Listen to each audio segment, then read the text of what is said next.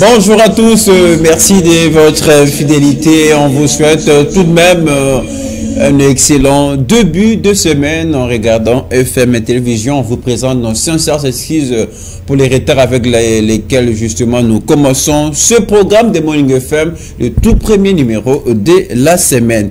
Alors sachez que chaque 20 novembre, on célèbre justement cette journée mondiale du souvenir des victimes de la circulation routière. On en parle aujourd'hui avec nos invités. On sera très largement sur cette journée mondiale du souvenir des victimes de la circulation routière. Nous aurons justement nos invités de l'association des motocyclistes libres du Congo qui vont certainement et qui vivent d'ailleurs des accidents tous les jours. Ils vont nous dire ce qu'ils en passent évidemment de cette journée mondiale célébrée hier partout dans le monde. Morning FM, c'est aussi ce rubrique. Voilà pourquoi on va tout à l'heure vous proposer le conseil du jour, là où nous puisons tous voilà, des leçons pour la vie censées nous aider, nous permettre de vivre avec équilibre, mais surtout à prendre de très bonnes décisions pour ce qui concerne notre vie. On aura la chanson du jour justement et qui sera basée sur la sensibilisation, sur la sécurité routière, comment faire attention pour nos enfants, même pour nous vieux, avant de traverser, comment justement de se mettre en sécurité. Donc on va vous proposer cette très belle musique, pardon, dont le minute qui nous sont comptés. On va évidemment vous proposer un petit documentaire également sur la sécurité routière, comment faire attention et surtout rester dans ses gardes. Ça seront justement des moments, c'est comme je l'ai dit à la première partie avec nos invités, évidemment nous allons parler de cette journée. D'ailleurs nos invités vont nous en dire un peu plus par rapport à ces sujets. Morning FM, c'est aussi les 30 minutes d'information. Ces moments censés vous informer. Il y aura les flash info, appel en province et évidemment on va parler de la situation qui prévaut dans nos différentes provinces. Alors pour commencer, eh bien, on vous propose tout de suite les conseils du jour.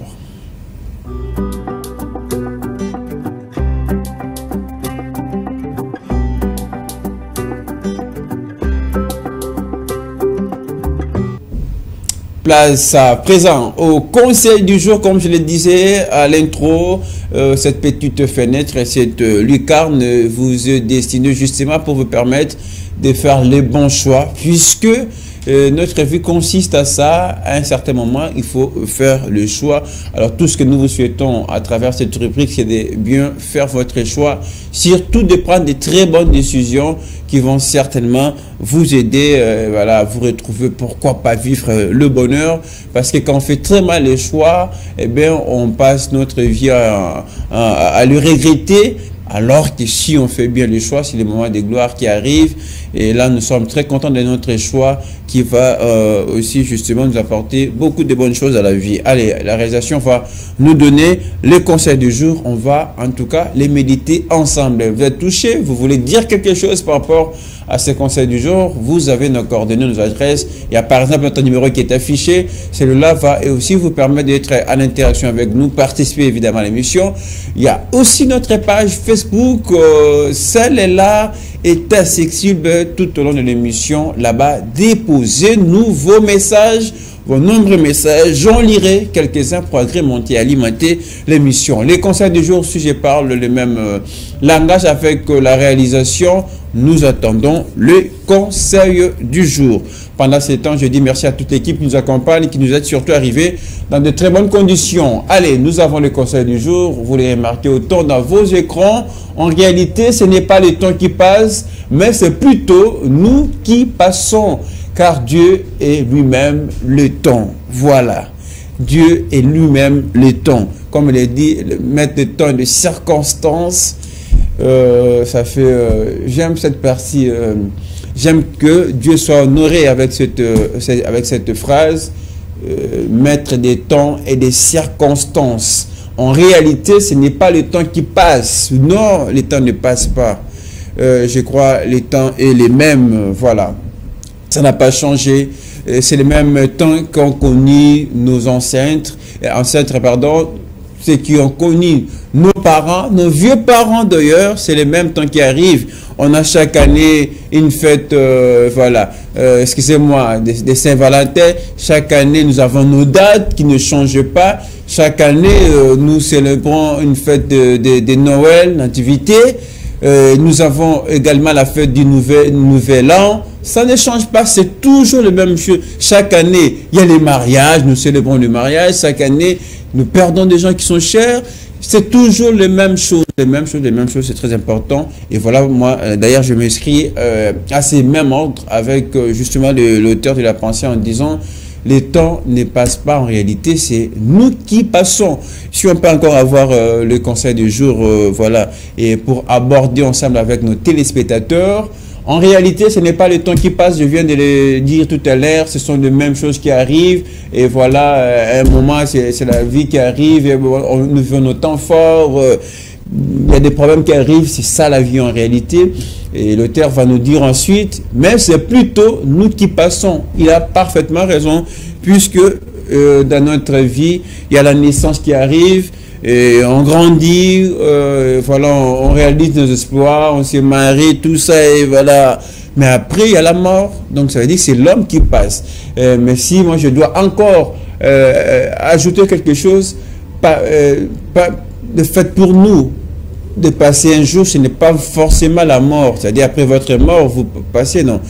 Ça peut être aussi notre façon de vivre. Par exemple, c'est-à-dire, quand vous êtes aujourd'hui, excusez-moi peut-être de parler un peu politique, ceux qui sont aujourd'hui, ceux qui nous gouvernent, pardon, aujourd'hui, oui, j'ai l'impression que c'est votre temps en réalité, c'est votre temps, c'est-à-dire demain, quand vous ne serez plus, lorsque vous ne serez plus là, votre temps est passé, vous passez évidemment, pas forcément dans le sens qu'on n'existe pas, que ce soit par la mort, mais ça peut aussi par notre façon de faire les choses, et pas seulement en politique. Vous vivez votre temps fort et vous ne pensez pas à votre survie, à votre lendemain. Vous voulez tout bouffer aujourd'hui, vous voulez être grand gourmand, grand majeur de votre temps.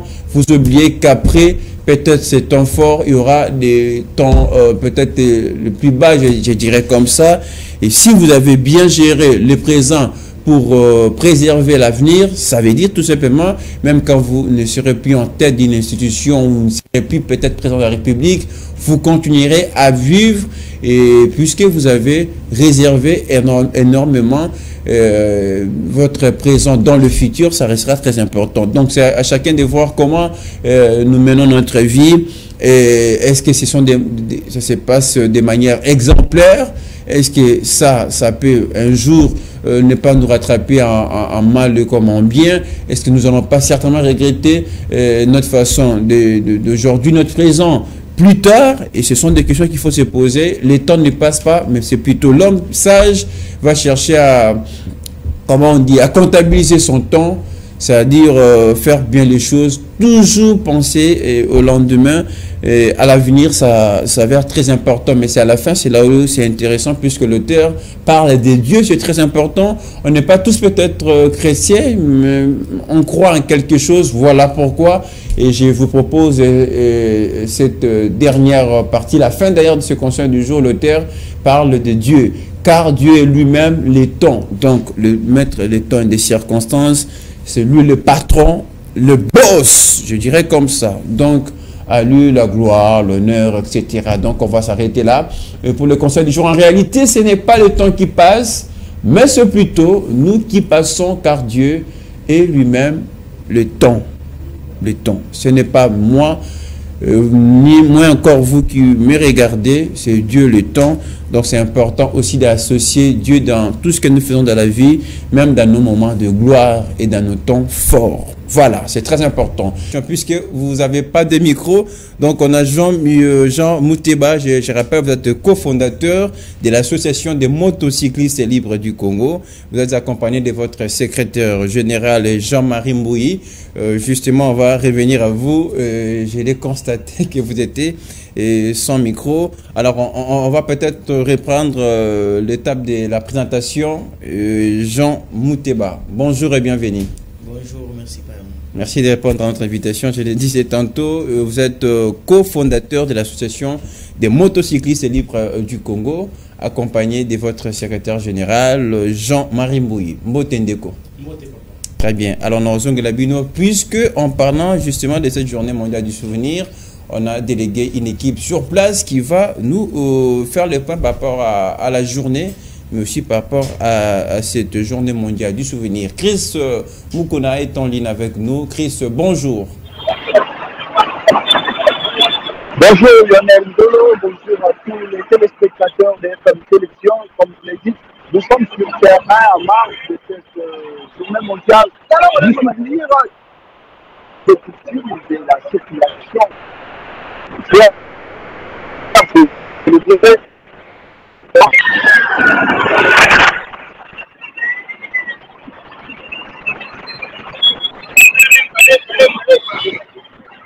Et on a salué tous les joyeux depuis l'Humété de Cocris. Alors, Motouna Liboso, que retenir de la journée mondiale? Il y a souvenir à battre la circulation routière. Merci beaucoup Lionel pour cette première question.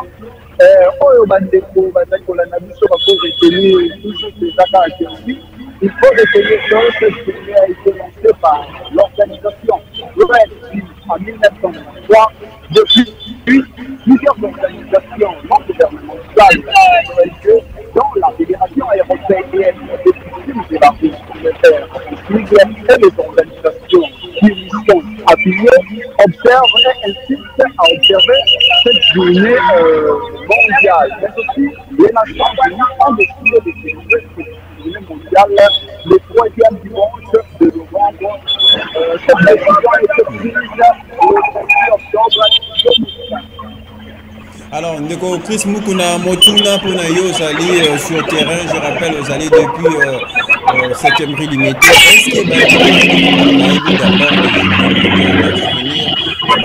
Est-ce que la circulation routière et Zalaka, est-ce que la population a la connaissance de la journée mondiale? Bon, par rapport à la question, je crois non, mais seulement l'État a d'aller travailler pour que le journée banana bataillon. Là, je vous informe déjà qu'il y a le service du ministère des Transports qui est déjà déployé sur le terrain, notamment avec les gens de l'ordre, pour bien évidemment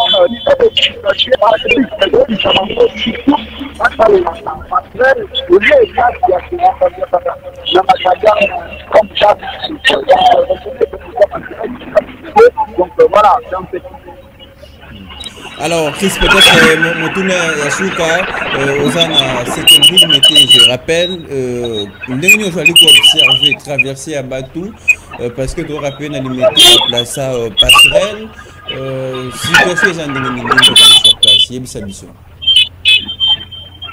merci beaucoup Lionel. Dès que vous allez comme on a derrière moi, il y a juste une passerelle qui a été utilisée de sorte qui permettre de mettre à la des accidents liés à la circulation routière. Mais, dès que vous allez comme on a utilisé ça en passerelle, les gens vraiment exploité. Parce que les gens vraiment exploité que les gens préfèrent traverser la macadam, la bataille au lieu de place de tout ça, et là, parce qu'elle faut la sécurité là bas parce que une fois où ça est passerelle, sécurité à eux déjà garantie. Mais si tu as pour ça, est là, la sécurité pour la égalité, on a mis le professeur, on a mis sur la sécurité de là, donc c'est parti par la demande à la boucher, certains principes, il y a de la route des accompagnements de ce qui est pas chauffeur nationaux, raison pour laquelle ce Kolobaye est banni comme une bataille à la passerelle. Ce n'est pas pour rien que Batia va passer c'est vrai que tout ça va moyen et de les faut Batia en place.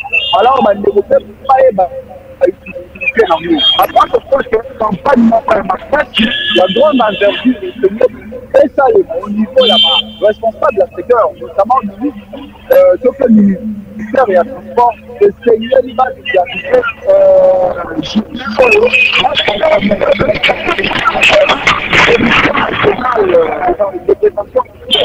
ezali donc justement comme d'habitude déjà esika oyo are ebandaki kozala ebandaki kotonda vraiment awa mais aujourd'hui tomoni que changement ezali badélocalité are baloni yango un peu plus loin là-bas que tomoni are passerelle te bisika babe donc eza juste ya kote comment espace mais esika obake bandaki kozala na embouteillage moko bandaki kosalema du fait que baloni yango na ngai mosusu tokomona ke situation ezali normal bato bazokatisa maintenant que le nouveau soyant bandeko na biso bazali kokatisa na mabele esika ya kokatisa na pasa. Merci Mingi Ndeko Mukuna. Je rappelle, vous êtes depuis la 7e rue dans la commune de Limete. On aborde cette journée mondiale du souvenir des victimes de la circulation routière. Ndeko Mukuna, vous avez attention.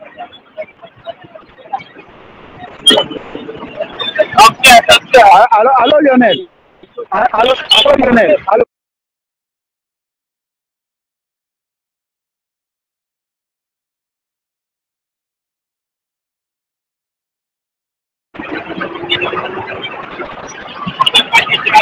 Ok, très bien. Mais pour la bande de Sobazo, la Nabi, c'est une message il y a Antonio Guterres, secrétaire de la Nations Unies, dans mon polo, il y a l'autre, toujours journée mondiale, il y a qui était plus de 1,300,000 personnes, chaque année, dans la circulation routière. Donc, Mituka et Dali, pour tout à maintenant, au moins plus de 1,300,000. Alors, 1,300,000 pour que c'est surtout qui ont personnes, dans la Kabongo, va blesser la circulation routière. Donc, on va blesser, Dali, accident, totalement, va couper Kasi, Bazi, Bachak, au Kachana, au Boutana, au Polo, ainsi de suite. Wana, Bazali, 50 millions chaque année, ndenge ba statistique etalisi.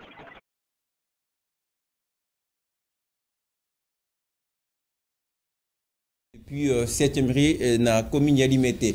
Merci Mingi na Yondeko. Alors je rappelle qu'on a des invités sur ce plateau. Peut-être pour refaire la présentation rapidement, on reçoit pour vous ce matin Jean Mouteba, cofondateur justement de l'association des motocyclistes libres du Congo. Mais de comme tout le monde qui a votre côté dans le sujet Nabiso, pour la nini association et ba motocyclistes langam Nabino. Pourquoi vous bengami libre du Congo? Merci beaucoup.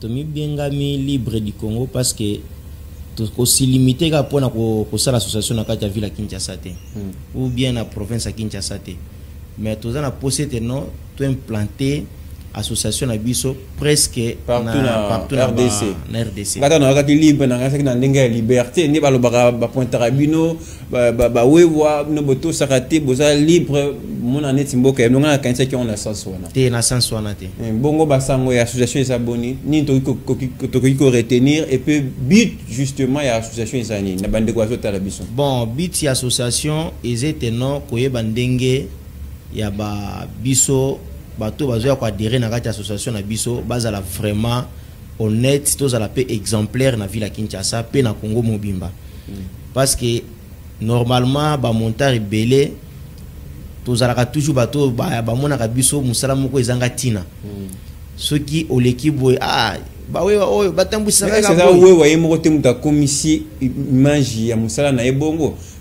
babi bokumba kamabe bozela kate impolitesse bofinga naka peut-être pe bino monde bokomisi ba mona bino bongo non ngana zolo ba mususu ata normalement ezalaka guerre d'esprit ninga na mona kana kachanzela poni na lobi guerre d'esprit pour ceux qui ozui qu'il y a ceux qui ayi komata moto mususu azui en intention pona abana mbala moko ko finga yo mususu avant abanda ko discuter na ta prix abandi ko s'imposer vers yo siko moni mutu peso ki au travailler journée mobimba na kacha moyi mémoire pe chofaka siko ebisange no soki we ko ebisa mutu vraiment no ndenge za boyo na zana autant mususu katelinga lingala mutema pe sukaka normalement mais qu'est-ce qui explique en même temps des cofondateurs ba oui wa ba yoka na ba bango c'est difficile au monde ba oui ami bali bazo swana d'ailleurs so mo kana problème susu ba ya ba côté là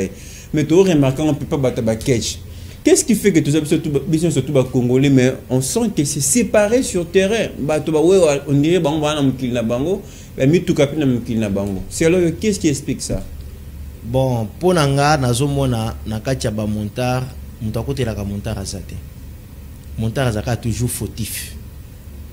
Mais na kati ya biso AMLC tokolakisa bato qu'est-ce qui c'est association ya AMLC pour être no ba pesaka biso ba montar valeur. Peso ki mutu ko s'intégrer na kati ya AMLC okomona mutu azana gilet na biso azaka vraiment comportement différemment na ba montar mususu. Merci ndeko cofondateur Jean Mumuteba le bo kana iboyaka ba Jean n'avait pas sapé malobé pas ndeko Jean-Marie ni ne copie ko baksa par rapport à l'association parce que yo ali secrétaire na Simi ni etali mikanda est-ce que l'association na bien vous ali légal et reconnu na bakonza mboka. Merci beaucoup monsieur les journalistes. So moni babengango association des motocyclistes libres du Congo. Il y avait une vision dans ce maya Komboana. Et ça association où ils ont planté la capitale de la République démocratique du Congo. Si vous remarquez bien, tokoki jamais comme benga association des motocyclistes libres du Congo sans que tout na ko banda nanu na eo esengeli koyeba bosenga ya l'état ko respecter procédure oui on a beau exister exactement comme association toza na o esengeli que to fonctionner toni na document o esengeli statut F90 ba autorisation nyonso wana toza nango alors o esengeli pona biso eza que non to doit apprendre ce ko ba mota il faut amener ba kozwa responsabilité na yemoko. Quand on parle de motard, bah oui dit motard, bah le wakape na moi réputation moko boya bien.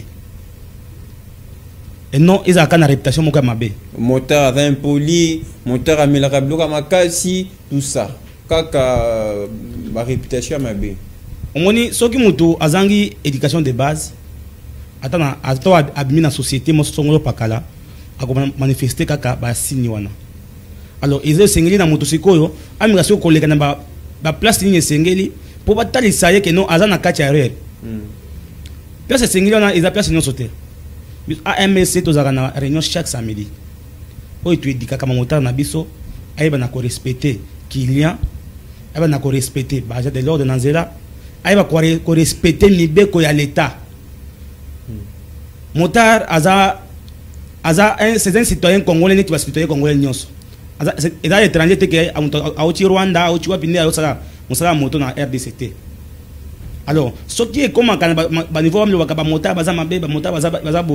ils ont peut-être par rapport à acte, et ça m'a dit là, ils ont dignité. Mais mon salaire, d'accord, bien, on est mon combat, bon, mi pesi, rééduquer, en quelque sorte, bongo, motard, autant sur le biais, éducation, c'est qui m'a l'âme dans la famille. Est-ce que ça fonctionne? Est-ce que est-ce que on appelle changement na ba o ba les caparbino? Ouais, monsieur le journaliste, je pense ce qui batangi des associations na kati ARDC toki oza bato liboso o bazo va vraiment ko éduquer ba motard so que justement na ba place ba carrefour ba motard o komona biso to za distinguer ba motard mosusu o kota jamais motard na biso na lipapa. On ne jamais montant na biso sans casque na moto. On ne jamais montant na biso à la salité. Donc ils ont déjà point à liboso. O esengeli ya moto tata tango client azo pointer na moto a commémorer na destination sans que azala inquiet. Deuxième possibilité au quotidien comme jamais comme on a montant na biso azo finga client. Azo finga mon chauffeur mon attaque de bayo kanti na likambeta les prix to course. Mais pas à niveau à Kofinga quand même. Puis les clients roi non déco. Oui. Na yango de nazongeli pona ko yebisa yo isengeli mutu azonga na baya école atanga. Ce n'est pas encore tard.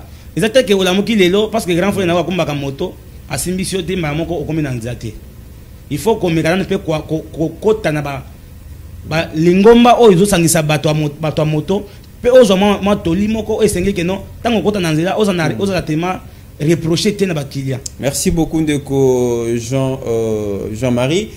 Président, avant de côté la journée mondiale, Moutouné Souka, qui est membre à MLC, pardon, pendant le quota, pendant le parce que vous reconnaître un secrétaire de l'association, oui, ils appellent Belé, mais quelles sont les conditions pour monter quota Nangam Nabino?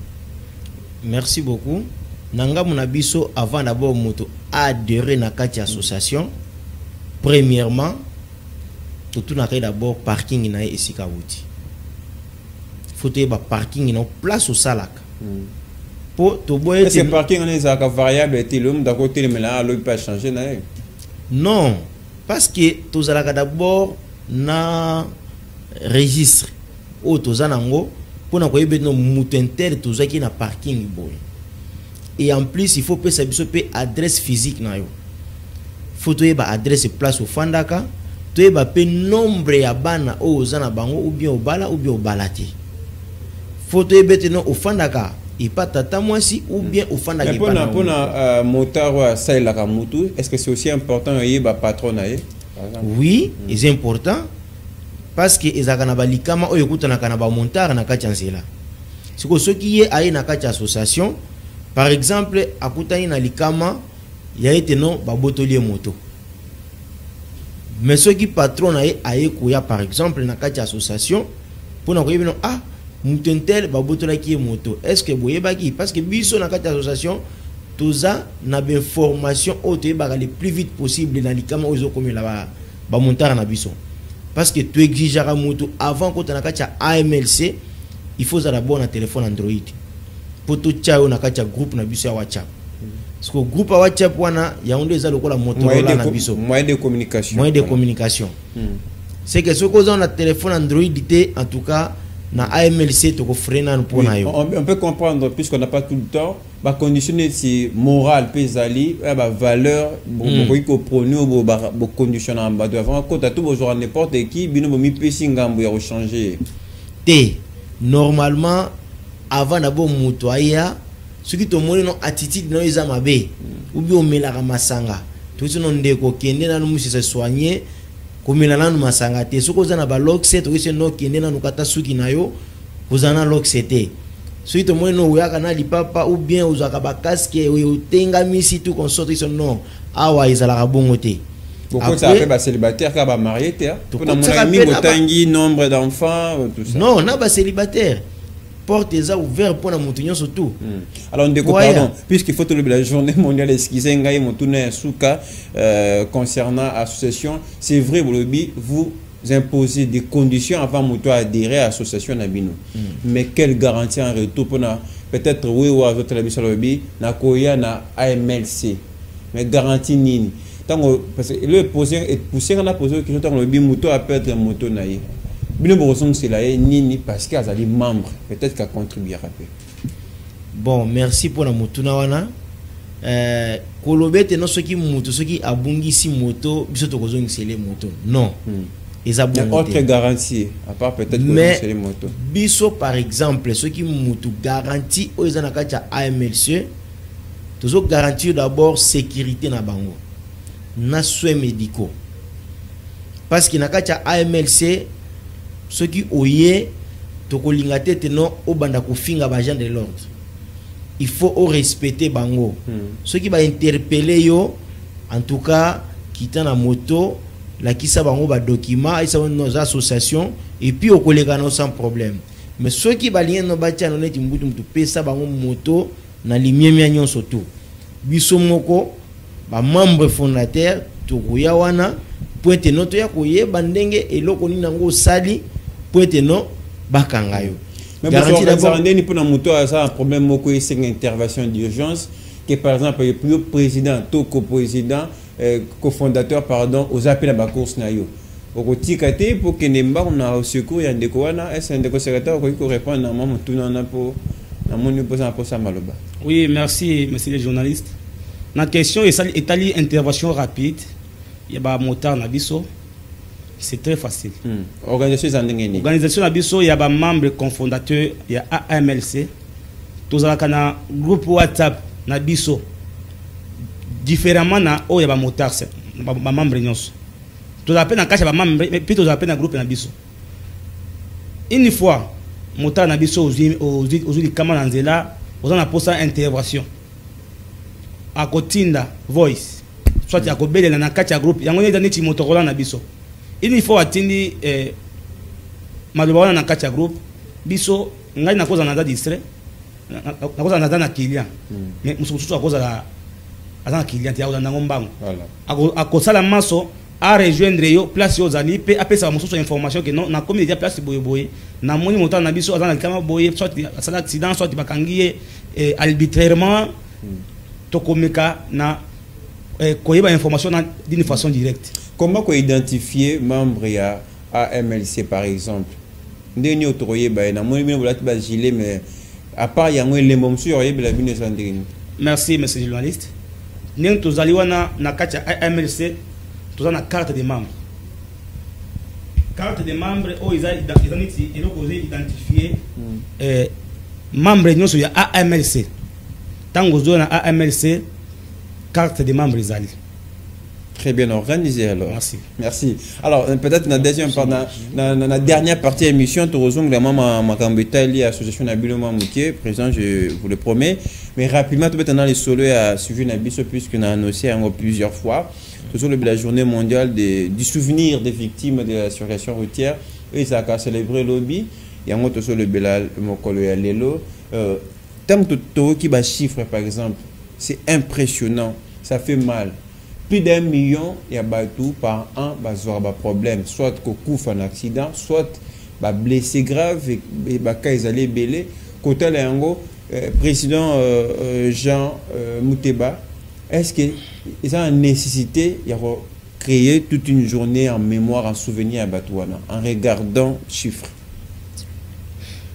Oui, journée Zali. Si je ne me trompe pas, journée nationale, journée internationale, hein? Mais journée nationale pèse à la rapé. Et si je ne me trompe pas, dans le mois de mars ou bien avril, où est Zalaka? Où était non? Tu te souviens de sali accident. Et puis, ils ont fait obligatoire, il faut être non, tu peux pas y aller wana na moto.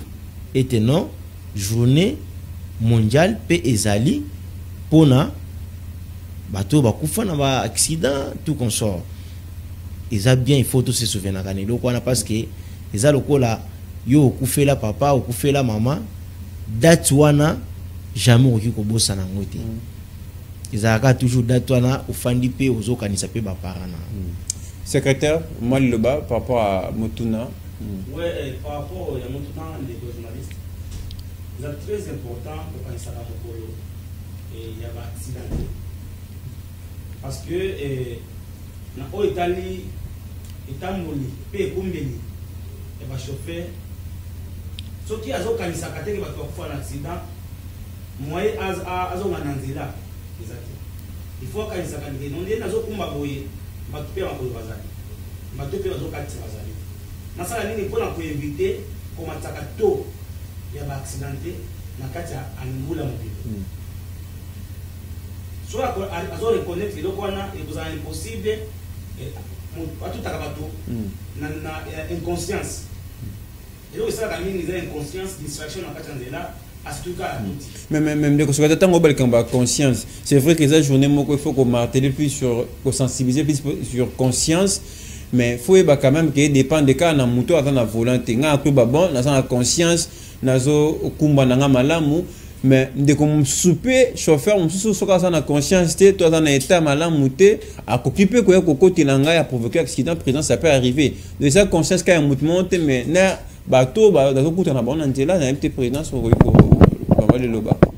conscience collective, pardon, n'a pas si la conscience wana ngana lobaka par exemple ceux qui tant ozo conduire so ko moni muninga zo elona ndenga mabe ko éviter mais to mona kana bande ko na biso mususu balinga ko éviter te so ko moni muninga asengi atanzela mais yazo coincer kaka pour être non empêcher à les rater. Surtout bino ba wa bosé la raté, surtout batama kolo to mona pasia. Bino boté ma raté. Moni eloko wana ozo bino to zela raté. Ndenge d'abord na la qui s'appelle bazo un peu moi. Eloko esala que non. De moi tena ba saka kilo charge bo me mara ande ça que me boté ma bosé la bazo bongoté. Par exemple, tozo kende normal. Nanga na mutuka. Tout to abanje. Menga soki na telemi. Na ozela par exemple muta makolo aleka.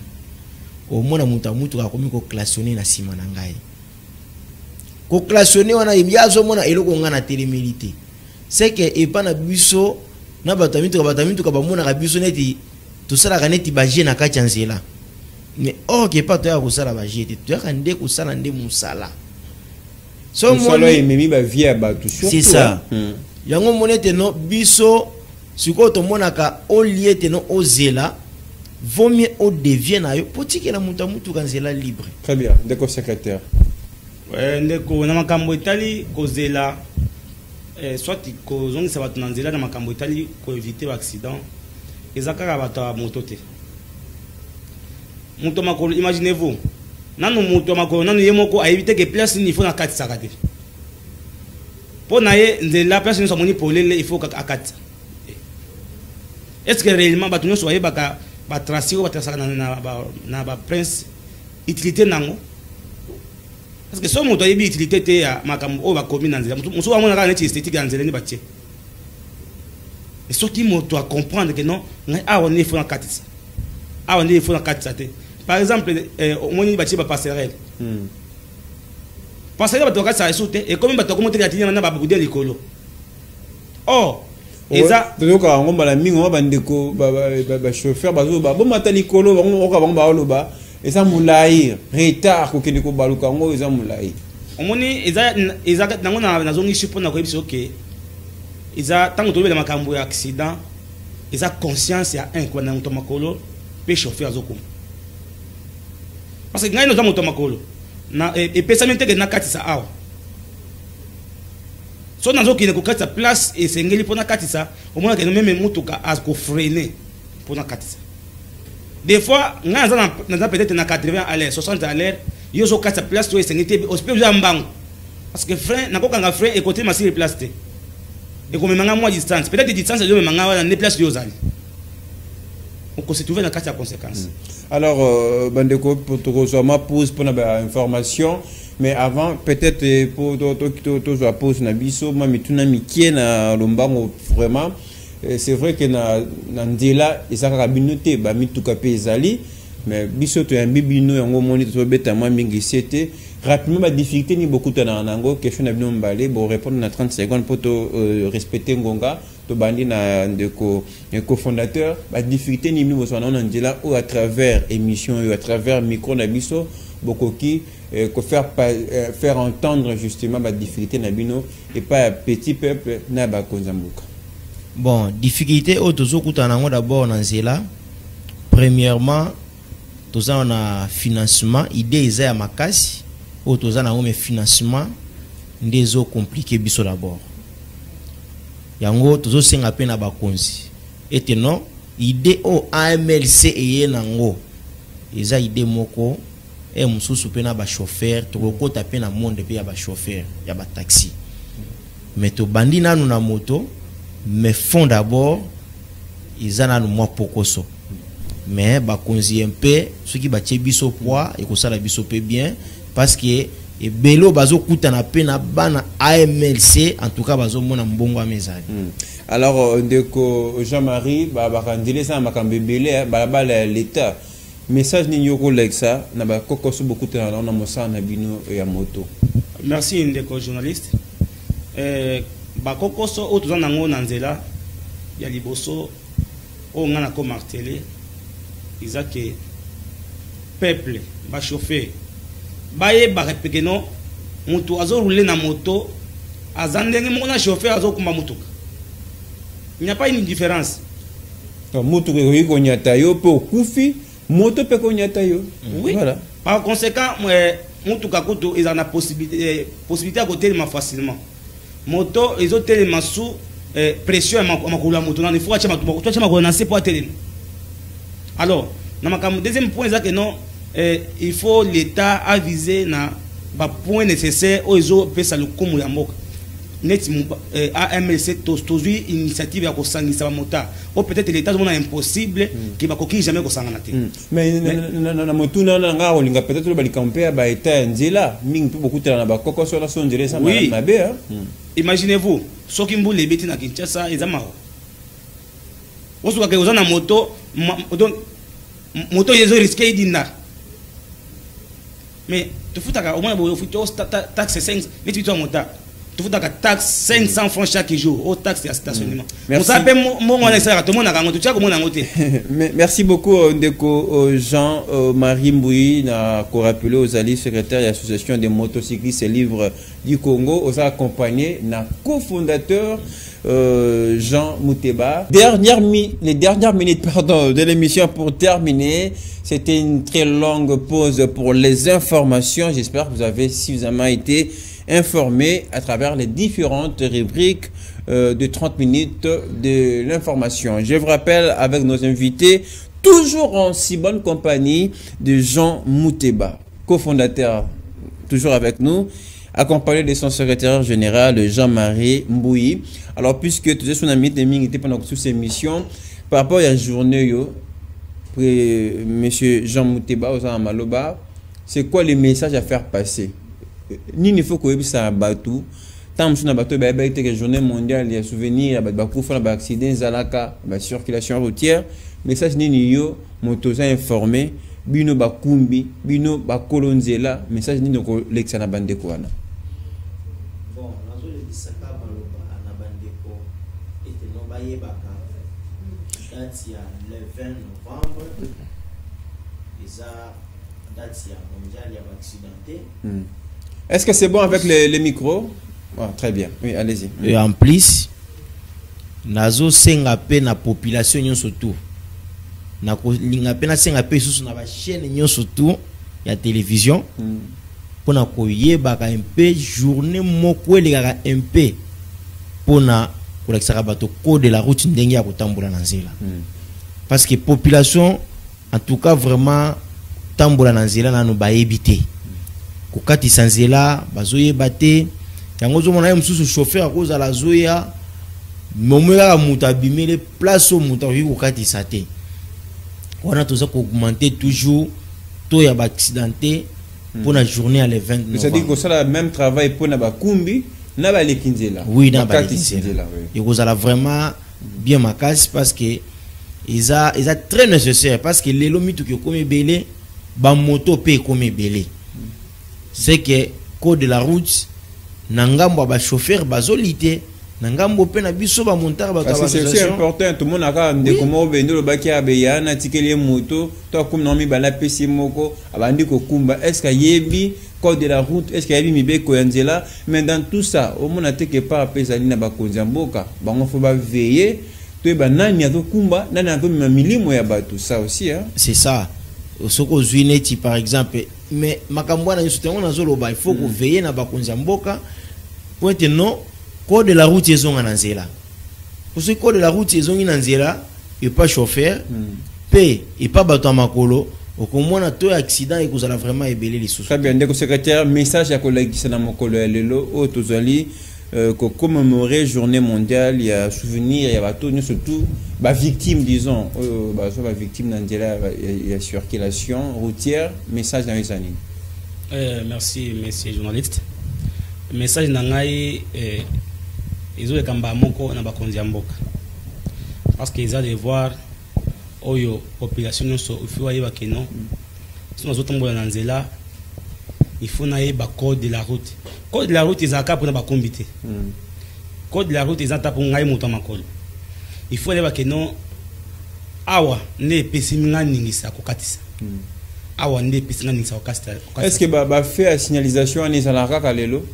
Est-ce que d'abord va comprendre le sens nango nini pesinga ndiana katsa nini la siki na katsa yango ndeko journaliste so yokinga très bien na banina ibandeli pona ko ba été code de la route ezaka na ba chauffeur te ezami même pas bato makolo vous moni moto makozo azotama na makadam place penza epesa milité ningisa atambola atana makadam oh place na ye akotambola makolo ezali mais bino be ba oui va comment peut okota so embouteille ezali mona bokoti ti côté bata makolo omoni eza o na lobi ke motifu ayekola conscience il faut ki bo moto esala tango oyo ozopekisa moto makolo akota place il faut moto etambola soit moto etambola yo moko jamais europé otambola na place moto makolo parce que vous trouvez que non awa na Kinshasa ils ont ba air o izaka na place à ton makolo vraiment place ezate ya ko tambola mais vous voyez que comment actionner otambola na place moto makolo siko ya ko kende wapi donc ne le ko je ça que non moto nyonso il faut ayekola. Alors, le secrétaire Jean-Marie ça, moi, ma question en vérification, Torosukawana, relation à Bino, na roulage par exemple, et ça rend des oui, ils sont dans le roulage. AMLC, ils ont solution à motard na Kinshasa, et dans la République démocratique du Congo mobile. Parce que jusqu'alors, dernièrement, avant-hier, si je ne m'abuse pas, le vendredi, na même qui roulage moko, Azot a eu en tout cas. Nengo zaboy ce qui peut roulage à Kangio c'est que aza monté ma mabe et le koni netindi ki ayo maloba wana amonyo tango atali na information ozali azo mona teka ko kangana infraction ta mokoti et le kona ko senga mota na doit s'adresser directement ba mota parce que ngana za mota motar nyonso tuza posa boya na AMLC tozo senga teke uyaka na neti tozo imposer te mais tozo senga tozo bondela yaka o adhérer na kati AMLC ozoba notion esengeli otambola ndenge esengeli ozala exemplaire na nzela pe na moyi ke non solution ya kendo bamuta bazaka boye et ozala susute mais ndeko Jean Mouteba na posé qui question na pambate pour ba reportage na famille to l'exangwa ba monter bazoli ya kali kamba tracasserie on un peu bino c'est vrai na impressionné bino association na bino ozuma garantie moko ba tum sarabino te mais quand même peu ko le ba de comme sous moi quelques pratiques ba injustice ba kuta na on ndile pas ba konzi roulage la teng ba roulage ba PCR tout ça. Bon, et le wana tracasserie na koloba eza partout. Na ko biso tozana garantie te. Mais comment limiter face à ça to reconnaître que ça partout comment ko limiter le phénomène en ici là. Pour ici là en tout cas ba montar ba na ebe na kacha AMLC. Nde ba ko comprendre eloko AMLC objectif nango o eza vis-à-vis na tracasserie wana nyoso te ko sila. Parce que tozana ba eloko esengi de no ba mikanda o l'état sengaka tozana yango monaka soki ba kangi mutu na biso toyebisaka ye kokoma tina niveau ya ba tracasser yo ou bien ozoka ou bien moto ebeba vaut mieux otuni bango obéir au kangi otiki tango biso tokokoma il faut la kisa biso ba point valable o ete no montar na biso à sali berer pour être non tous ceux qui kanyako yo lobi berer o ya sali wana poto futa mais ceux qui to futa na ngonga wana ceux qui montar azali na erreur azali na infraction ceux qui montar azala qui une infraction en tout cas biso to ko soutenir par exemple atteindre 5% mais 95% yemo kwa on parce que à commettre erreur mais ceux qui azan erreur était en tout cas tu le pe biso pe ba document na biso était non biso vraiment tiara biso libre to tambola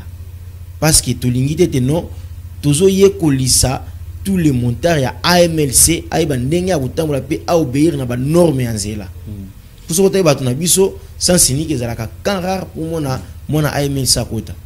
Alors la saison pas na ndeko Jean Mouteba pona ko sur sa complètement émission mot de la fin na yo pe ndeko Jean-Marie Mbouyi et autre sur le Besco mingi na compte ya association na bino na mokuse bato bakoyi ko kangani ni concernant AMLC et pour na bato bazali na poste ko adhérer quelle démarche à faire. D'accord monsieur journaliste, dans un premier temps na ko tirer nos conscience ya ba client pour na ko ba été motar nyon sur AMLC aza bien et bien identifié. So otali bien na sima ya gilet na ngai soki olikoli misanga na telema okomona na zana numéro moko na sima wana numéro wana patiente muki bandeko ba voilà numéro oza na jaune ba commis 009 eza uniquement pour nga okokuta ngo epa motard mosusu te voilà donc c'est pour dire ce qui motard asali mbeba na client eza facile to identifier eza ka carte te peut-être akoza a bombi carte mais numéro wana eza à la portée à client azui yango azui pe numéro ya o ba komi eza na sima abengi akoyamba o aza chargé na makambu ya kolanda suivi ya ba motard na nzela pe akozwa solution na motuna na ye des fois bosani téléphone des fois bosani loko des fois ba botole loko des fois boye akozala na possibilité ya ko zongela na ba possibilité na ye alors pour moto alingi adhérer processus eza facile nzala responsable yaka na siège na biso toza na avenue de l'hôpital sur Willery na lupango wana na CRGM bien que on toluka ndenge ya délocaliser mais pour l'instant toza wana na chaque samedi na 7h30 toza wana on a réunion de 7h30 à 9h30 voyez toza na fiche d'identification tant voyez ba kopesa fiche d'identification ezalaka na mwa nini moko ezalaka wana oyo epesaka ndingisa ya o adhérer na kati ya association. Merci olandi pe mibeko tozalaka na 2 ou 3 4 formations avant o bandima yo na kati ya association bayeba réellement soki oyebi code de la route soki oyebi code de la route te eza bato oyo baza censé kotangisa leo nano code de la route avant ozala membre ya AMLC. Merci beaucoup pendant que ça ndeko cofondateur ce que tu na mokuse ko passer message ya suka na compte ya association des motocyclistes libres du Congo. Merci beaucoup. Na ko meka un peu na ko pesa d'abord ba numéro na ba membre nyonso tout o bazolanda biso pe na ba konzi nyonso tout ya mboka o bazolanda biso na ngonga oyo pone teno AMLC aye wana pona kozala exemplaire pona Congo mobimba pe ville à Kinshasa na réputation oyo ba montard bazalaka nango nazo pesa d'abord numéro oui allez-y 089 53 89 013 ceux qui bazui numéro wana te numéro mosusu ezali il y a 085 0 20 85 848 wana ba numéro pona ko contacter biso wana ba numéro pona ko contacter biso soko lingozo biso na facilité pona to mekempe na ko fanda na yo oyeba oyeza AMLC en tout cas contacter biso na des numéro wana okozwa biso na facilité pe ata ba na ba gilet na biso ba numéro wana to afficher on pe sur na ba gilet pour être non uzwa biso na lumbango bien ce qui mona AML ça salimbeba. Très bien. En tout cas ba konzi ba tia biso ka poids idéologie za makasi. Merci Nabino Bandeko. Je rappelle, on parlait de la journée mondiale du souvenir des victimes de la circulation routière qui à l'occasion Bandeko et association et motocyclistes libres du Congo, cofondateur Jean Mouteba. Merci Nandengo Yanoli na invitation à Bissou. Merci Nandeko secrétaire Jean-Marie Mbouyi. Mais na lingi poto suk sana mbele blonze mbomoro bwe. Eza pona bino en même temps, mais ça peut pona ba ndeko bazola na biso. Je suis un mauvais chanteur de ma génération, mais je vais quand même conclure spécialement l'émission par ces petits morceaux. Mais boy ba penti mo ba mbele bino. Elengi a moto embouteillage mais so mbule bandi vous savez la précaution pour les clients vos clients ba sachet mbula de la banque mais tous dans le moment il y a Covid il faut voir combien de chasser c'est ça aussi le problème c'est ça le problème aussi mais casque finalement question à casque quand bien bola tara non oui ceux qui beaucoup yo za choc des clients aux choc mais tout le monde dans moment Covid déjà il faut voir combien de casques muyemba boya non muyemba boya pona des casques parce que oui bien non ministre provincial aloba ki pona likamba casque muyemba ko ba non vaut mieux monter yemo ko la ta casque parce que casque mususu ya bakilia wana bakie belende bazolata en tout cas et vous allez vraiment bien te. Merci beaucoup na ko yembe no morceau. J'espère qu'ils a parlé na luna batbola na biso. Chauffeur et télémato kene na commune obumelinga na nzela ya kelasi bino bato ya makolo pe boyebaka liboso ya kokata talangambo na ngambo. L'émission est terminée. Merci à vous tous de nous avoir suivis, à toute l'équipe qui a œuvré essentiellement d'arrache-pied pour nous permettre d'arriver chez vous. Monique de Feb, ça s'arrête là. Prochain rendez-vous demain avec le concours rédactionnel. Merci à tous et bonne journée. Merci.